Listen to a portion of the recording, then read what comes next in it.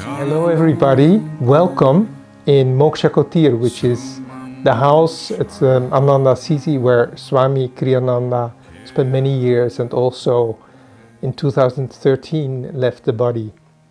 I'm here with Anand, who has been for many years spiritual director, guide and friend to the residents in this beautiful community.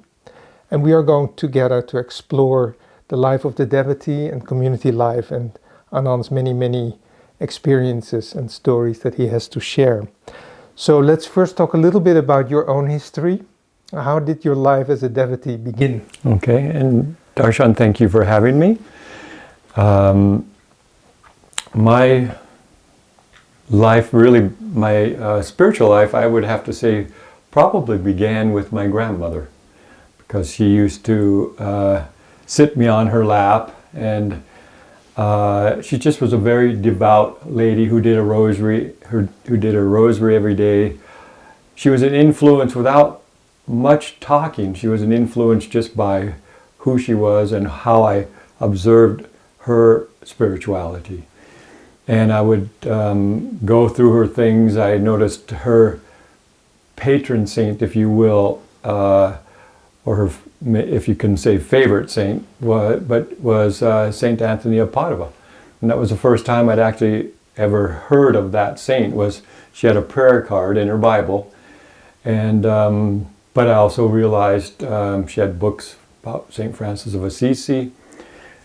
I read the lives of the saints growing up, which also was beneficial to me, and also evolved into a situation where I entered into a little conflict with especially my mother when it was time to, when I felt I had an idea of what spirituality meant to me, and it wasn't contained in the church only. Which church? The Catholic Church. Okay.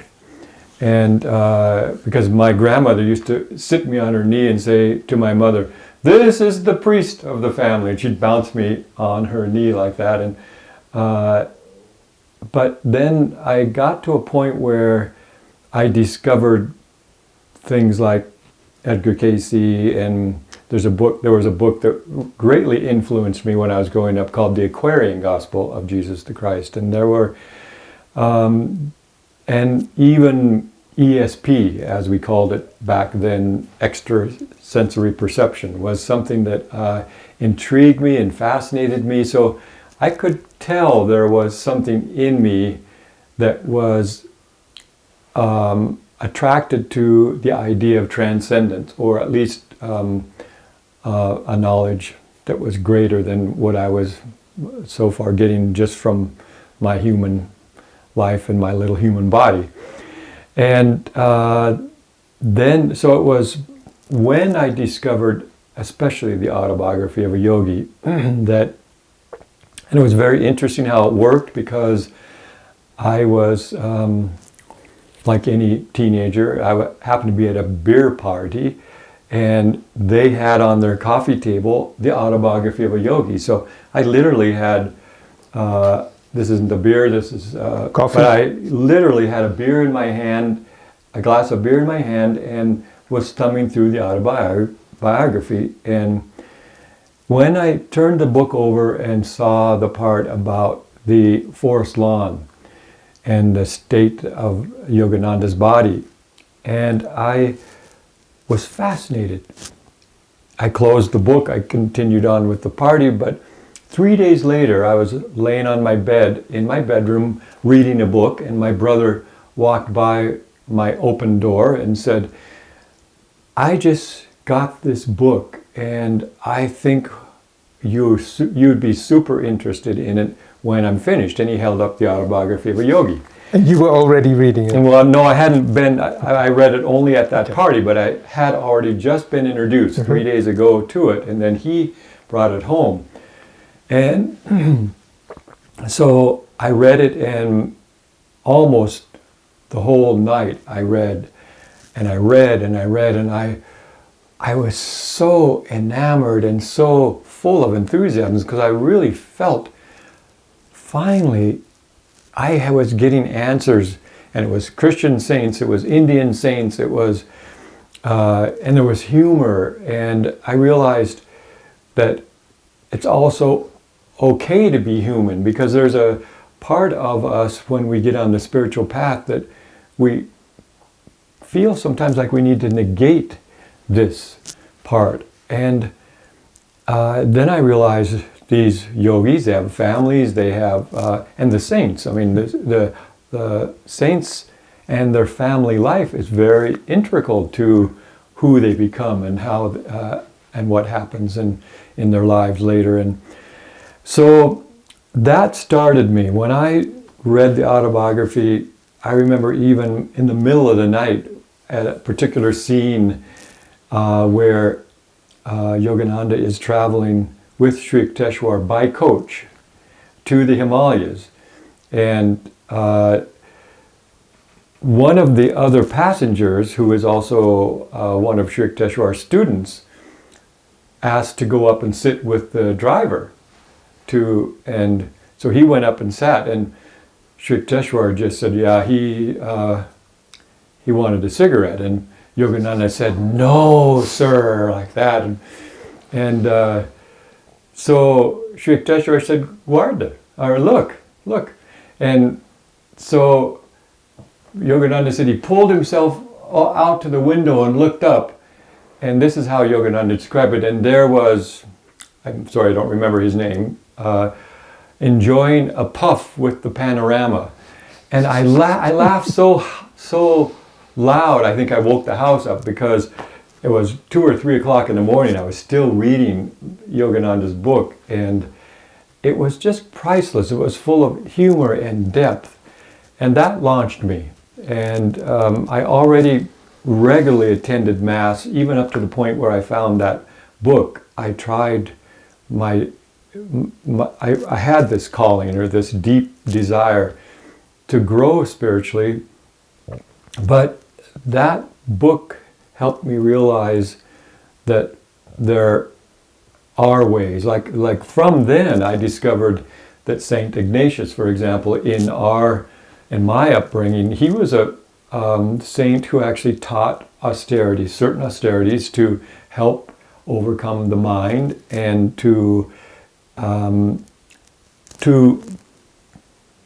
start to tame or to separate this idea of ego and ego delusion, that we are only these bodies and that we are only this.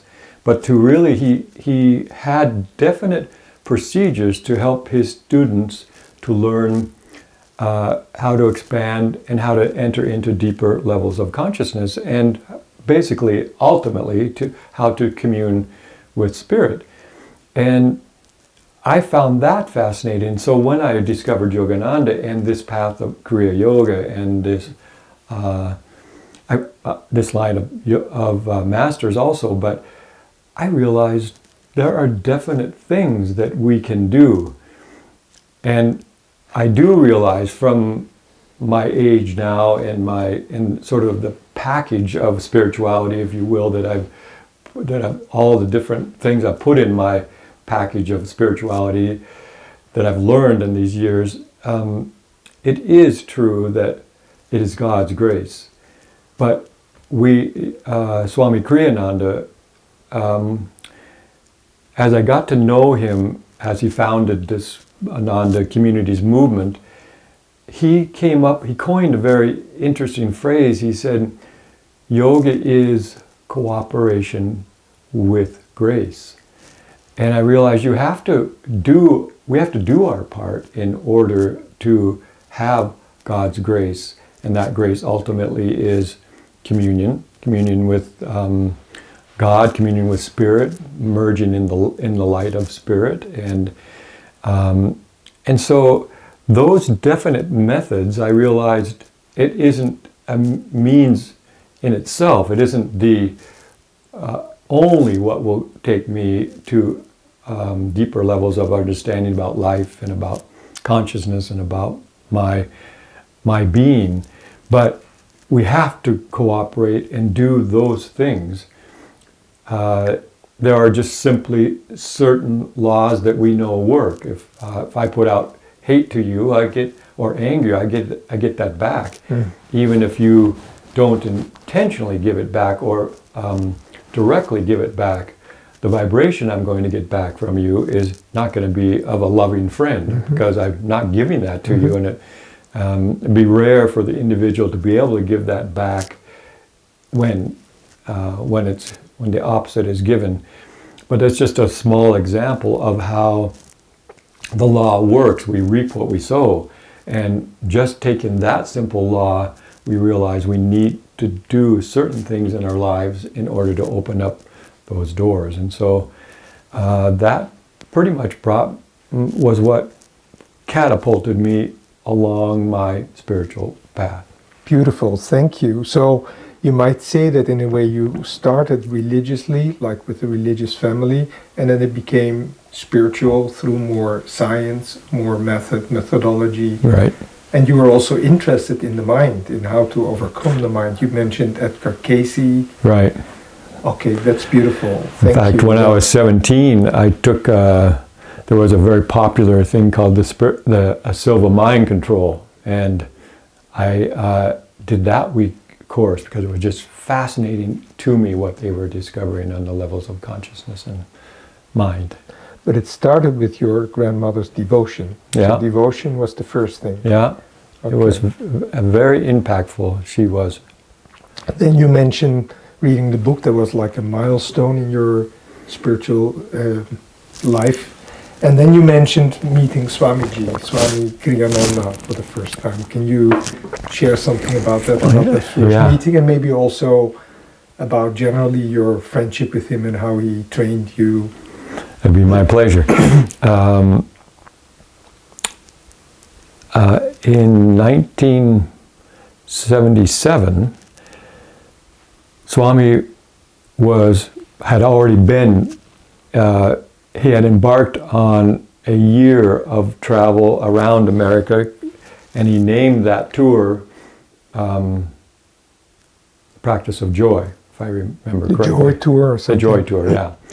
And he came to Seattle, and that's where you grew up, right? Yeah, that's where I grew up, and that's where I got my beginning of this path with the Self-Realization Fellowship. So I was a very regular member of a meditation group in Seattle, and so I read that he was coming to town, and I didn't know too much about any of Yogananda's disciples or about his work outside of just my association with the Self-Realization Fellowship.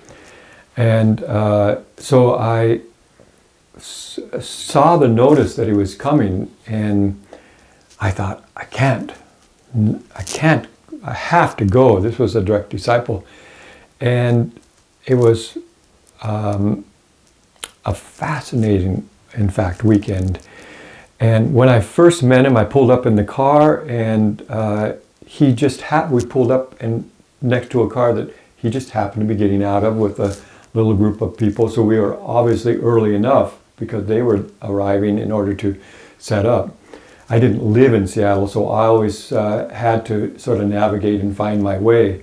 So we left early thinking we might have trouble finding it. But in fact, the first thing he said was,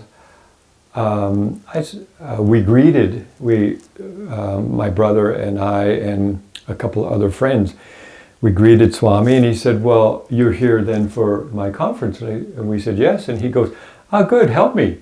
Because he had to carry things up and set up in the sala. What did he look like in those days? So at that time, he, long hair, beard, and robe. Okay. So this is pretty much exactly what he looked like. When you met him? Yeah, he had his orange robe, long hair and beard. He had just really, I think, the year before this book. Of course, this is the Italian version. This means the path. And so I read that book, just had read that book when I had discovered that he was coming to Seattle. You had already read it? Yeah. Okay. Yeah. And that's why I thought I have to meet this person. And so it's interesting because really almost the first thing he did was ask us to serve. So we helped him take up and set up for his weekend conference. And I was young. I was, at that time, I was in my mid-20s, and interestingly enough, I had discovered in a very odd way, I found things that were fascinating to me that that was, I would have to say it was an odd thing, but I walked into my living room once, and the television was on, and they were doing an interview with a man whose name was Cesar Chavez, and he was a migrant grape worker, but he also was the president of the migrant workers. I'm not even sure if it was a union, but some kind of an association. And the interviewer on the television was interviewing because he was doing he was already on day 5 of a fast that he felt he needed to do in order to draw attention to the terrible conditions of the migrant workers. So he caught my attention. I stopped to listen, and he said, she said, well, what do you feel now that you're 5 days? So she's like this, how do you feel now that you're on 5 days of your fast? And he said, well, certainly one thing is that all my senses are heightened. He says, I hear clearly those children outside down the road playing. And the interviewer said there was silence like this. So she held her mic up like this, and she said, I don't hear anything. And so the camera and the interviewer walked out of the room, down the stairs and out on the road, and filmed the group of children way down at the end of the road playing. And she hadn't been able to hear it, but he did. And I don't know what happened in me, but that fascinated me. And so almost directly after that, I put a pack on my back and I went out to Eastern Washington, to sort of a high plain. Eastern Washington's much different than the wetter Western Washington side. So I went near a waterfalls and sort of a high little desert plateau, and I put my tent up and I had my big bottles of spring water, and that was it. I didn't take food. I wanted to do a fast and see if that happened. This was before you met Swami? Yes. Okay. But you were already on this path? Yes. Okay. I was, yes.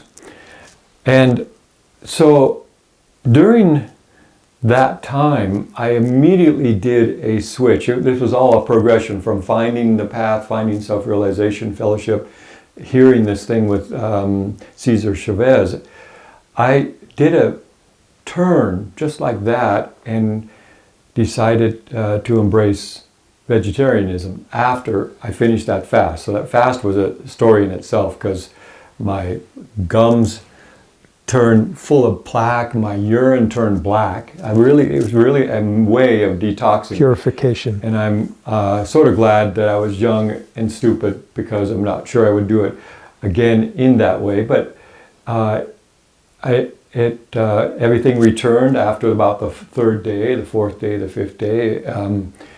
There was a relatively level of normalcy, but that period of detox was quite a challenging time for me out there in the desert alone, or on the desert plateau. But in any case, that changed, and I went home and I literally became a fruitarian. I only ate fruits and nuts, and my friends just thought I was going wacko. Yeah. They just said, well, look at all this money you spend on these nuts and all this fruit, and because it was literally only fruits and nuts. But an odd thing is, I stopped getting colds. I started to feel absolutely wonderful. That almost was a year where that was what I consumed. And then I went to this conference where Swami was speaking, and I started to see on his slideshows about Ananda the wonderful vegetarian meals that they shared, and he talked about diet. and he talked about meditation, many wonderful things that weekend. At a certain point, it was just like this pause, and he said, yes, fruits and nuts are good.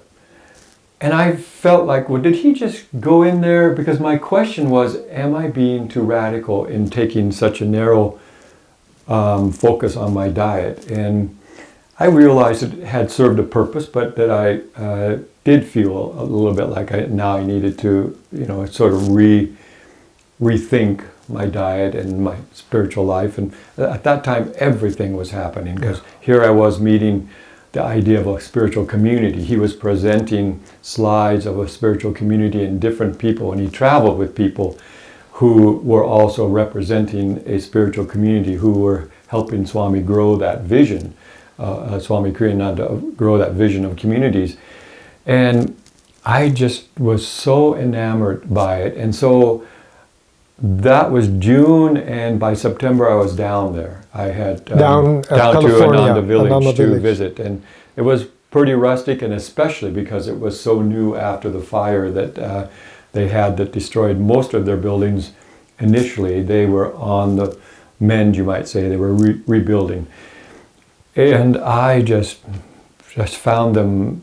I didn't know Swami very well. He was traveling, but the people who were there were dedicated to realizing a vision, a new way of living. They wanted to create a new kind of community that had meaning, that had cooperation. In fact, it was called a cooperative community.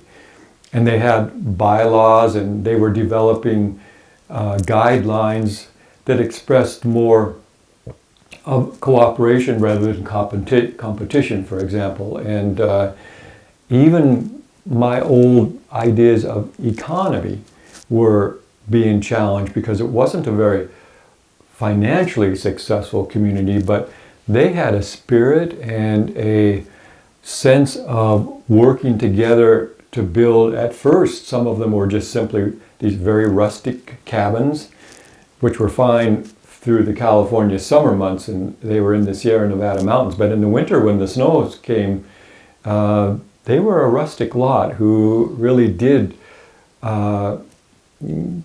it really was rustic in those beginning days. Now there's just this incredibly beautiful and wonderful community with modern and well-built homes. But at the time, that was what they had, and that's what they used, and that's what they built with. So that was my first experience. Thank you. And now we'll get back to Swamiji. Okay. We're going fast forward now, because so here you are. You start there in Ananda Village.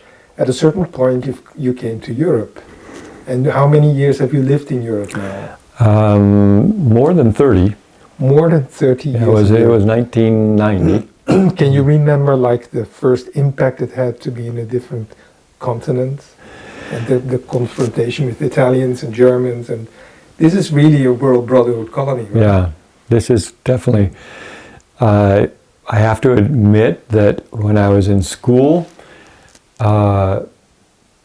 we were supposed to learn Spanish. And when I was in 5th grade and we were beginning Spanish lessons, I remember thinking, why would I ever want to learn a foreign language? That's American. Very American, and but many Americans do learn languages and know them. But I had it in my mind. I didn't have the vision to think I might ever travel, first of all. But I just thought, well, why? I don't know. I had this idea maybe that I had to dedicate certain parts of my brain and knowledge to certain things. There wasn't room to also take on the idea of learning a language. And so I did sort of give it I sort of just blew off the whole thing of learning Spanish. Living here, realizing that had I dedicated myself to a foreign language like Kirtani did, like my wife, and she speaks German fluently, Spanish fluently, and picked up Italian like that. So everybody who lives in Europe knows that once you've got one foreign language, others come a lot easier. But so that was sort of my lack of foresight. But here I am. I arrived in Italy because Swami had asked Kirtani and I if we would come. And I had already visited Italy a year before because I was courting Kirtani.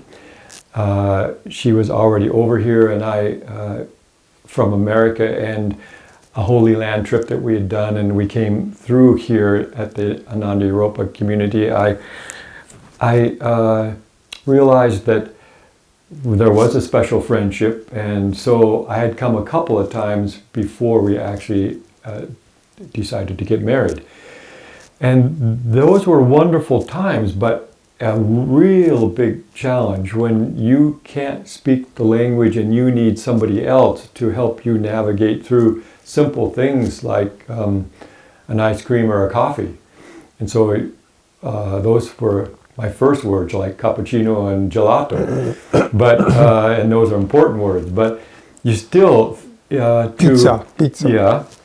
But to go to the store or to navigate, I was also helping with maintenance and doing those kinds of things, and to be able to go and intelligently and clearly try to express what I needed at the hardware store, for example, or it was challenging and embarrassing and even a little bit frightening sometimes, because you just felt out of your norm, and maybe even I felt a little bit maybe out of my capacity, but it comes. You just learn by osmosis, especially with those beginning words, but also certainly with the friends you have here, and the team that was already here that was beginning to grow this work. And so it was challenging, but also wonderful, a little bit like the village, because we bought this place in Umbria, but outside in the rural countryside, outside of Assisi.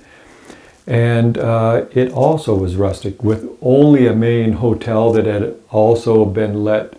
We used to laugh about the term. It had experienced deferred maintenance, but in fact it had the doors had been closed when the owner died, and it had totally been left. And I mean, when we went in, there were still plates on the tables with food scraps. There was pieces of the ceiling that had fallen down. There was wine, and in the attic it was like the doors closed, and it was a shock for the family, I think, when the proprietor and the owner and the builder had died. And that was just sort of, it was almost just like this kind of fast retreat. And so, since you're such a part of the history of this community, Ananda Assisi, so let's look at a few years now. So when did they buy this place? I would say, when did you buy this place? Yeah, because I wasn't on the team, the original team that bought it, but I more or less think it was before 1990. It was in 1970, I 80. was going to say 80. I'm going to say 87. I think. Okay. Yeah. So you came in the very beginning. Swamiji had asked you and Kirtani to be here, and you were right away in sort of a leadership position. Not quite, but we were asked to come as support, and because that's the same. Yeah, I think Swami had in his mind to change the leadership. He was looking for people to come over and integrate, and then because in fact I think 2 years later he did ask Kirtani to be the spiritual director. So that was kind of the way it evolved. And so probably then Swami came regularly here, he visited, and he gave a lot of feedback. And can you share something about the training that he gave you and how he related to you, your style of being here, of giving guidance, giving leadership? He was slow with me.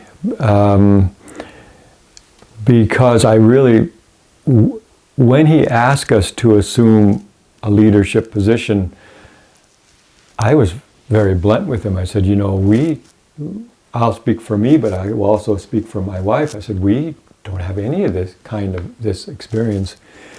And he said, that's exactly why you're the perfect people to do it. And I had, just to jump forward for a moment, but I reiterated that with him a few times when there was just a problem or conflict where I said to Swami, if we, like, of course there's going to be errors, there's going to be mistakes. And so at one point I said, Swami, but you know that we don't have this professionalism, this training.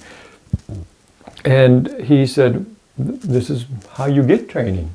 And so he just had it in his mind that this was, and especially for Kirtani, I think, not only for her language skills, but she's got people skills that she had already developed as a teacher, I think, and also as a devotee. And he just felt that this was right. So he had her assume the responsibility of this as the spiritual director. Yeah. And he said, and you just operate like the general manager for a while and just let that evolve. And in fact, a lot of my early years were just water systems and just trying to make this place function enough so that we could start to invite guests and have decent guest rooms and all the things that it takes to develop the kitchen and the laundry and the housekeeping and the classes and especially cooking is no little thing as you develop a spiritual retreat program where you have guests coming. You were very, pardon me if I don't mean to, you're very motherly in the beginning. I remember I came once to visit and you said it was a very severe winter. And I think some people were like getting a little bit, the energy a little bit down, maybe unsettled or whatever. So well, I'm going to keep them warm and nice through all the heating system. Right. And I still remember that. Because it was it was a little bit operating almost behind the scenes, but you were doing all those things and you were guiding the others and serving and so on in that capacity. It was different because in the 90s we still had winters. Winters were like places like this used to have. Now we don't see those kind of winters much but we would have snow up to our knees sometimes and power would be out, and it was a very difficult thing. Even I felt a certain level of embarrassment if the power went out and we didn't have backup systems to keep the guests warm. We always made it work, but somehow. And we sometimes, even when the drifts would be so bad that the guests couldn't drive home, we would put our shovels and our brooms and on our shoulders and walk the guests home and cut trails for them because some of the places were down the road enough that just to accompany them home. So at one point we had a generator. They didn't have lights in their rooms, but we had a generator that at least kept the heating system going. So the rooms were warm, even though they had to use flashlights until we could get the power back on up here. So it was rustic and it was a challenge, and we didn't always succeed, and I was embarrassed a little bit when we couldn't succeed, but I did feel a certain amount of responsibility, I think a lot of us did, to try to bring this place up to a standard that could accommodate guests. I'm sure that was perceived by people. And it's fascinating to see this approach that Swami had of not so much emphasizing professionalism, but like human experience. And making the leadership position a part of your own individual spiritual growth. In fact, maybe to our fault, but I took this counsel from him. He said, never let accounting drive this work. If the energy is right, everything else will come. And so that was what we developed here, was a spiritual family first. And that, I have to say, also was made easier because of the Italian culture. So, we would have the dining room all set up and the chairs and everything in a very sort of a precise and American way. But if people came in and this table was full and one extra person came in, they wouldn't go to another table. The Italians would all say, no, no. So they'd crowd another chair into the table. That was obviously before COVID, but they would crowd another chair in, and I just always appreciated that. One of the very first experiences I had here was we arrived right at Christmas season, or right at December. And in fact, there was already snow on the ground when they came to get me from Rome. Helmut, a long-term member, we had to put the chains on the vehicle right down at San Presto to come up the rest of the way to Il Rifugio and to our center here. And that, I guess I can say that level of camaraderie, but also that dedication just to making whatever we needed to do happen. And there was just this sense that we were in this together, we would do any job that we needed to do, and that was the spirit of the Beautiful. Day. So you've known the village quite well, and you, of course, you're part of the history and the whole growth of this community. What would you think would be the most prominent characteristic of this community within the world of Ananda, within Ananda worldwide? You love this community, I know that. Yeah. What it's done for me, of course, is to introduce me to the German, Italian, Croatian, Spanish culture that is one of the greatest things I think could ever have happened to me as far as expanding my reality, horizon, of the world. But might one say that in that sense, Ananda Assisi is more world brotherhood than, let's say, the American communities, where they're 99% are all Americans. Yeah, that's very, very true. Swami used to say that, in fact, that this is truly representative of a world brotherhood colony because of such of the mixed cultures. In fact, I remember one of the first all-day Christmas meditations that we would do here.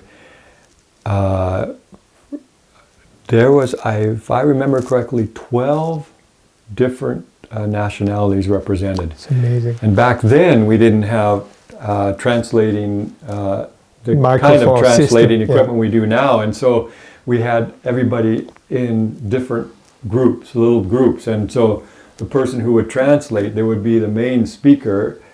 And sometimes even though we're in Italian, that might have to be English. But most of the time we had somebody, because they were part of our community, we had Croatians, we had Swiss or German or Spanish or Italian, and English, of course, was a Northern European language that you could also group a major group of people in. But and so those early days, those discourses were start and stop, where the speaker would say it, and then you would have this.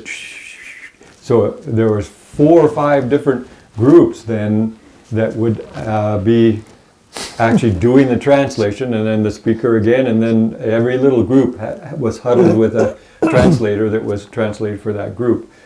It's like Babylon, like confusion of languages. It was definitely Babel. Yeah, beautiful. So when I think of your leadership, I think of friendship. You give friendship to people, you give appreciation to people, and no policing. Well, you're very kind. You're very kind. How about the policing? Because we are a bunch of eccentrics, right? This is a compliment, I have to say first, to the Italians, so I wouldn't want it taken any other way. But I learned early on that it seemed to me that you didn't lead Italians, because You saw that from the beginning? Yeah, well, even there's just certain things I've appreciated that are outside of the American Western model, but Italians don't drive between the lines on the road, for example. They drive on the lines. Yeah. They'll drive in the middle of the road until they need to move over. And And in India, you can choose. Yeah. You can drive left, right, in the middle. And that's just a simple, almost not important example, but an example of the Italian culture that I like. And I remember another example, I remember at a certain conference where the usher was opening the doors and allowing only a few. This was in Rome, so we're still talking Italian.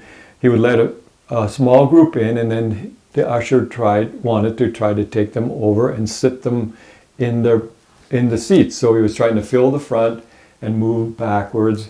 So it was a very sort of white-gloved treatment where he'd let them in, the doors would close. So all these people behind waiting to get in, open the doors. There was 3 or 4 doors in each place had this usher that would let 6 or 7 people in, and they would take them down. And I remember as I got closer that it just simply failed, that the door opened and somebody in the Italians saw their friends and went, hey, hey, and all of a sudden rush. And that usher couldn't do it. The whole procedure fell apart. Well, I guess it's just my character, but somehow I like that. I just like the fact. And so, just another example, Darshan, I came to Swami and said, when Italians go to communion in church, they just rush. It's not an usher that goes from every pew and has everybody stand up and go. It's just not the Italian way. We do that in America, I'm fine with it, but here it isn't really the Italian way. It's not what they're accustomed to. They just take their turn. Yeah, they just go and and then it doesn't matter, and they'll receive their communion when they get there. And so I said to Swami, I would like to do that here. I don't want to have us to sort of Americanize our system here. He said, Anand, do it as you like. And another aspect, but just a simple thing back then, was that you sat in chairs. Always in my meditation group or at Ananda, you sat in chairs. And I said, Swami, you've always spoke, he said, that Italy was sort of halfway between India. Exactly, America and India, or the West and India. So I said, people, even for Sunday service, also there's always a group who would like to sit on the floor. He goes, do it as you like. And so I always appreciated that he gave that freedom just to see if we could find our way to where it wasn't too structured and where we felt like family, because that's the most important thing that we've tried to, if you will, absorb from the Italian culture, is that the community works if we can try to make it a spiritual family first, and then if we have to be an association or a church or some kind of organization, at least we've got a spiritual family. So basically your leadership is based on like creating first a sense of family, and then things go more smoothly in any case. Is that right? Right. Especially for this culture, that's important, but also I think if we're talking about a new kind of community and trying to, there's so much involved as the world finds its way through the pitfalls of consumerism. There's just such a need to find different ways of community, different ways of schooling, different ways of navigating our lives through the modern world. And I really honestly believe that these communities are an answer to that, but they also require us to be creative about finding ways that work. That work in the long run, yeah. So this is Ananda Assisi. It's basically Italian, but it's World Brotherhood.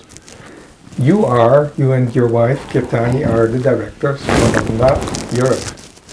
So is there anything you would like to say to our, and then we want to get back to about community dynamics, but since you're in this flow of, so how would you think that would work in Germany or in in Holland or in England or in France, or Russia for that matter. There are many countries. We have a big family. Anything you want to say to them? Okay. I used to think, Darshan, that we as Americans who came over to pioneer this work, that it was not a model that we would normally want to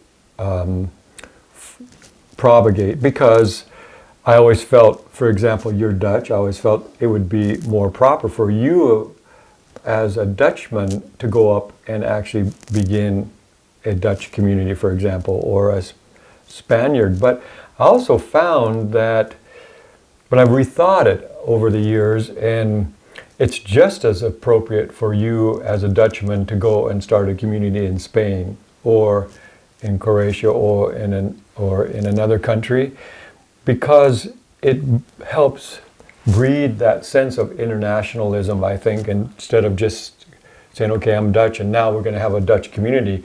My hope is that in all future of these World Brotherhood colonies, that each colony has a mix of international participants, because that's where I think we learn tolerance, and we learn that there are some wonderful attributes of the culture that before being here, I would have possibly scoffed at a little bit. But just a tendency toward this is my diet and this is how I want to be, for example, or this is how we think here, or this is how we do. So to answer your question about Germany or Holland or other countries, or Russia, certainly we relied on our Italian early members to help us navigate the way, but I also saw them grow, the Italians grow toward an acceptance of international tolerance, if you will. And if there was, I could even say, if there was one word that Kriyananda helped us with in developing these World Brotherhood colonies, not only just the American colony, but international colonies, it is that word tolerance, that we have to just learn to be patient with ourselves, but also with other cultures, learn their ways, but also be patient with them, that they also have something positive and interesting to bring to the table. And so the community ends up maybe a little bit like America was in the past always considered a melting pot, because so many different cultures came to America in the early 1900s. And so I can think of these communities like that. It's much more positive if there's a melting pot. Maybe I could just use this example also, Darshan, that Swami was very interesting because he had an international background. He was American but raised in Europe. But he said, if you look at Europe, they've had coalition governments. So there may have been, or there may be, communists, socialists, center Democrats, I don't know all the different names. And he said, and so governance is a little bit different here than what you find in America. So he said, we very well here in Europe may find a way of realizing a government that Americans might not ever consider. Because Yogananda, throughout that term, in the future you will see what's called spiritual socialism as a type of governance. But he said, Swami said, to me, so I don't want a mother center, if you will, or a centralized organization to reach their arm over the Atlantic and say, in Italy you must do it this way, because he said you may find a way in Europe that works much better for Europeans than it would for Americans. And this movement of World Brotherhood colonies is still an experiment, and we are still needing to find innovative and creative and cooperative ways in order to create these communities. Thank you. We're going a little bit back and then we come back to the future of Ananda. So There's one question I wanted to ask you that I think will interest people who work with other people, and that's how do you deal with when there's conflict in the community? So I've certainly made my mistakes there. Really? Because I can give some examples without even mentioning names. You can mention my name if you like. No, it didn't involve you. Okay. But a tendency is to think, okay, everybody should march to the beat of the same drummer. Because there's these aspects of fairness and justice. And so there was a particular couple that I had asked to come over and help us in the early days with accounting and with and so their hours were different, and in the early days we had all of our group houses, if you will. They had individual apartments, but they usually these big houses with individual apartments had something which would resemble condominium heating, where you had a central unit that came on for the whole house. And so we had that timer set like a condominium might. So heating in the mornings, sometime at lunch, if people went home at lunch and took a little pisolino or something, but they Pisolino will mean a nap for our German. A nap, yes. And then in the evenings on to the point where they went to bed, and so they were scheduled that way. Well, these people had different working arrangements to where they were home at times when the heating system wasn't on, and so they would go down and put it on manual. And they actually had the capacity even to pay for the heat. So at a certain point, they found me putting it back to the timer mechanism instead of on manual. And so they explained to me, look, we're home though during this time, and we just don't want to have to be in our homes being cold. And I said, yeah, but this is the way the whole community does it. Well, I didn't need to think of it that way.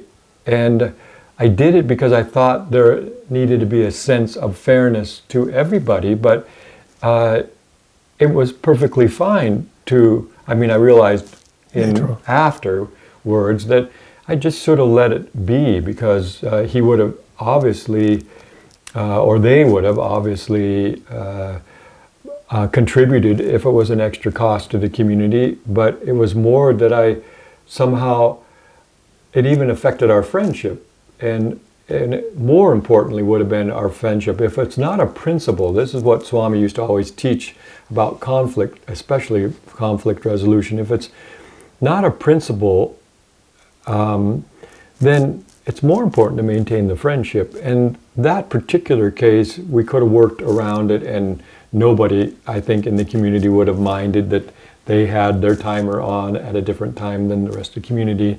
I know these are subtleties, but what I've found in the counsel I got in the very beginning is err on the side of tolerance. And if you do that, you'll generate a level of camaraderie and friendship in the community, and that will build an energy where you'll get people's voluntary cooperation instead of sort of feeling that you have to force, especially in a conflict where you have to force a compromise or force a solution that just may not need to be. So I don't want to leave conflict just yet. If it's okay, I'll make another comment. Please. That obviously that is you need to almost take conflict in a individual case. This is an extreme example, but I remember that Yogananda had two students who would not get along and fought all the time, and he put them in the same bed, and right beside each other. They were boys, I think. Yeah, right? they were at the boys' school, right? And so, of course, still, that didn't do anything to mitigate the tension between them and the fighting so at night when they were both asleep, he actually went in and bonked one on the head, where he woke up and said, "What'd you do that for?" And he initiated the conflict and then let them see that it was him that did it and not one or the other. And it made them reassess. Oh, well, wait a minute. Here, everything is individual, and that's why especially I appreciate my wife, because she's very good at conflict resolution. She'll calmly go through it.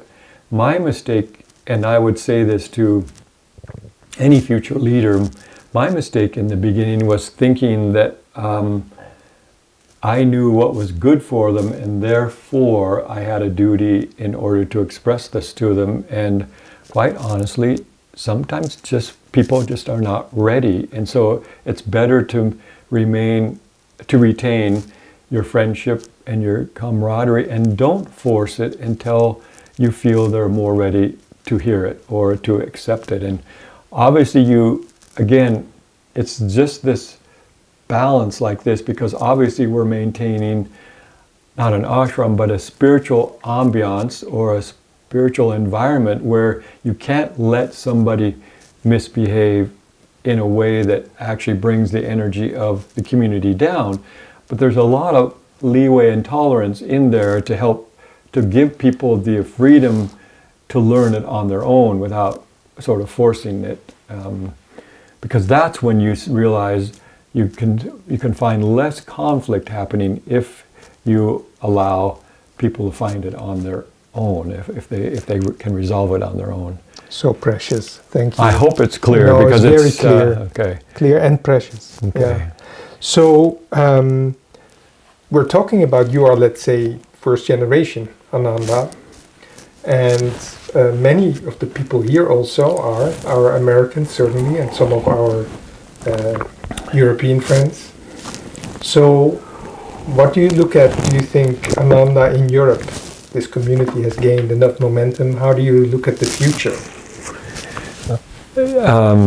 I think you mentioned once something that Jyotish said, we have 10 more years or something. Can you elaborate a little bit on that? So a lot of Swami's original team, and I came a little bit later even than the first wave, but a lot of us, them and us, are in our 70s, and a few even in their early 80s. And so when Jyotish said that, I realized, well, it's very true. Can you repeat what he said? Yeah, he just said, it was just basically what you had said, was that really, if we want to be honest, we maybe have another 10 years of productive service. And whether or not even in your 80s you're still perfectly capable and functional, it's also a time where each individual in their 80s should withdraw and really give their life to what in India is called the fourth ashram, but just that time where you can begin to reflect on the fact that you're about to transition out of this life, and that you have done your duties, you've done your dharma to either family if you had one, or to service, and in our case even the dharma of trying to spread Yogananda's mission and build these colonies. And so there's a point then where you have earned it, if you don't mind me using that term, but also more than earned it, it's just a part, spiritually, exactly, to take that and dedicate those final years. Because whether you believe in reincarnation or not, what Yogananda said was how we leave this world actually sets up the patterns for how we begin our next incarnation. And so the more spiritual you can be, the more your next incarnation, you'll pick up those same tendencies and be able to start off again in that way. And so the final exam, if you will, of life is a very important part that we as a spiritual community need to help our elders, give them an environment, give them a satsang, give them the needs they need, but also to allow them to withdraw from the duties and to really be able to spend more time going within and practicing, dedicating their time to meditation and to study or Prayer, yeah. prayer, yeah.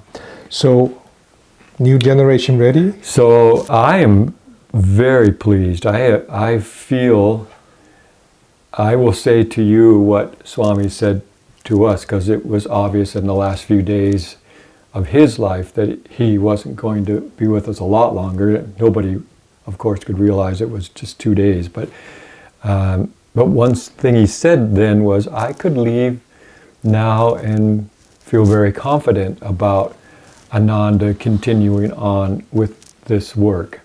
I mean, he trained and has excellent teachers in every community, and so I have a great respect for some of the older guard of that are directing other colonies and other communities.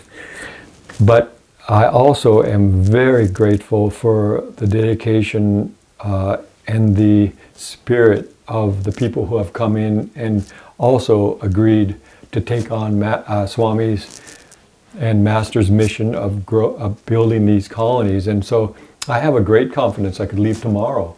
And I really feel like you all, the team that is here, I'll just even say it in a slightly different way. I couldn't imagine a more enjoyable group of people and a more enjoyable way to live than where I'm in right now. And so that kind of spirit is what will carry this work forward. And I think that the people here now are stellar in what they're evolving. We're moving, obviously we were dedicated to teaching and to retreat, but we're evolving toward community. Yeah, an eco village, but not to be an eco village. It's still a spiritual community, but we're finally farming. Those were very important concepts to Yogananda's dream of world brotherhood colonies, is to really to develop towards self-sufficiency, so that you could really, not to exclude the world, and that we of course do by having a retreat program that welcomes guests from all over the world, but any community that would subscribe to Yogananda's dream of world brotherhood colonies, it was important to him then to grow your own food and make have an exchange of talents and skills that you really can create. He really, I think, believed in returning to a kind of village life where you relied on each other. And I remember he said, everybody, including minister and everyone, they helped build. You know, they were building, they were cooking, they were. Yeah. So that's his dream. Yeah. It's just to return to that kind of life. Wonderful. Finally, last question. Okay. So you are also a teacher. You've always been teaching. You've been giving Sunday service talks and so on. And your approach is you're always very fascinated in the link between spirituality and science. And you talk a lot about the atom and your life starts, however, on your grandmother's lap doing the rosary. Yeah. So what is it for you? Is it more devotion? What is more important in your own approach? Is it more bhakti yoga, the yoga of love, of devotion? Or is it more, how would you call it, jnana, exploring wisdom? How will you leave this body on your grandmother's lap doing the rosary? Or Very good question, Darshan. And Swami used to use an example that fascinated me that I'd never thought about. He planted a seed in me that has germinated some, but he said spirit didn't have wood to then make a table out of and to create something further from the tree like a carpenter does. It has all come from his consciousness. So spirit, this path of Kriya Yoga teaches that you can use all kinds of different terms, but let's just use the word cosmic consciousness is synonymous or to the God. meaning of spirit. And when I grew up, I used to always wonder, because of course Jesus gave a personal aspect to spirit by calling him the Father. But then he said clearly, God is a spirit, and those who worship him must worship him in spirit and in truth. And so Swami planted those, and we talked about it, just he and I, even right here in this room. This was like individual counseling that he gave. Yeah, but he also taught it. Okay. He would also say it, like that example I just gave. That was, I remember a Sunday service talk where he said God didn't have wood to start with. He had to also, everything came out of his being. He had to manifest all of this. The suns and the moons and the wood and the animals and this has come out of consciousness, and that's why these yogis teach that it is, this is God's dream. Well, I used to think that was a very, what would you say, fanciful kind of explanation. But then I began to realize as they made more discoveries about what the atom actually is, it's only photon energy.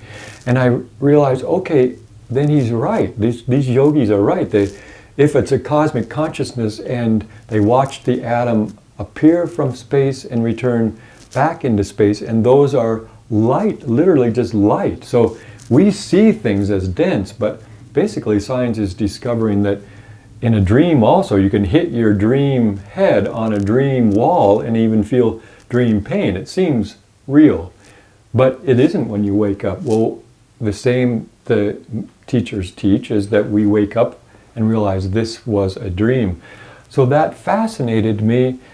But so I'm going to tie this together with your question, because one time, again, Swami did a Sunday service and Krishna was explaining that in his cosmic omnipresent self with bursting suns and atoms and electron floods and electron glowing and the furnace of creation, and there's an experience that's described that actually when Krishna gave that experience to Arjuna as an example, Arjuna finally said, it's too much and too vast, and he came back to asking Krishna, I prefer the personal aspect.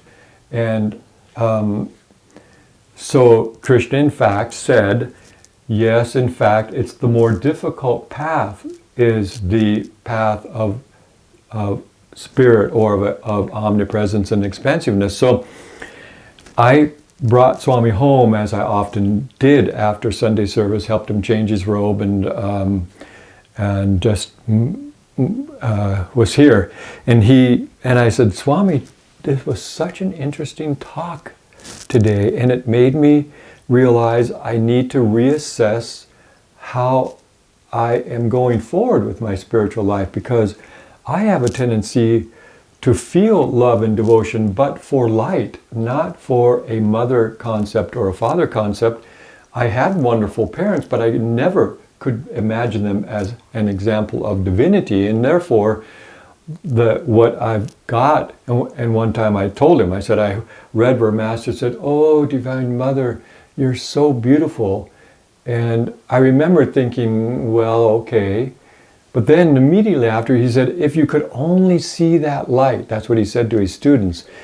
And that perked me right up again to saying, okay, then it's personal, but it isn't a personal idol or image.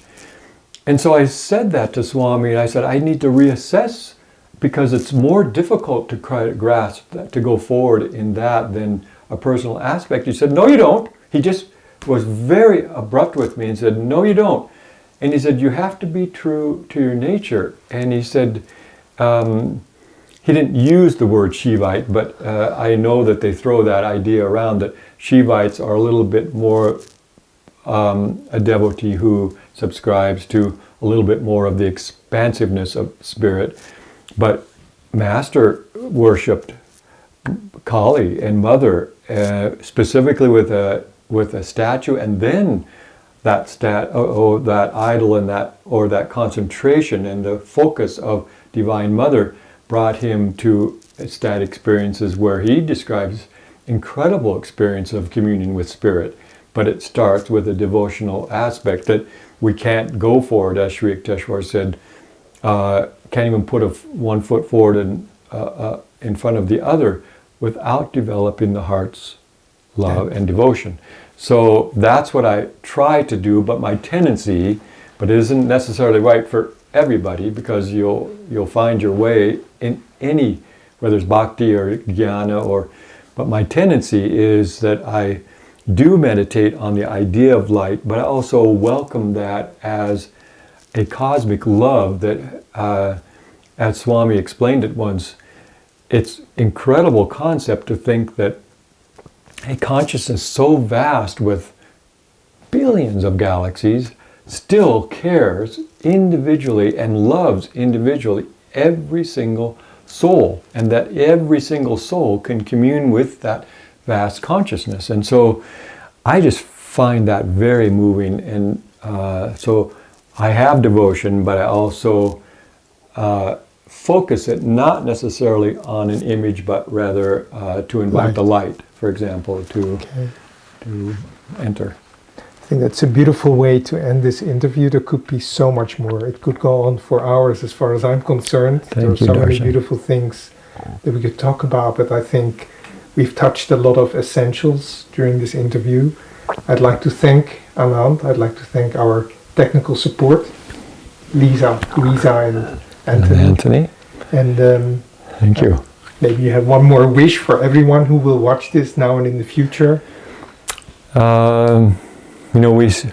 We sing a song when we close something or when somebody leaves, is go with love, and it would be my wish for you all. It's to go with love. The world needs it, and so if I could sort of bind it together, the world needs tolerance and it needs love, and I wish that for all of you, and I wish you the light and the joy of God's presence in this world.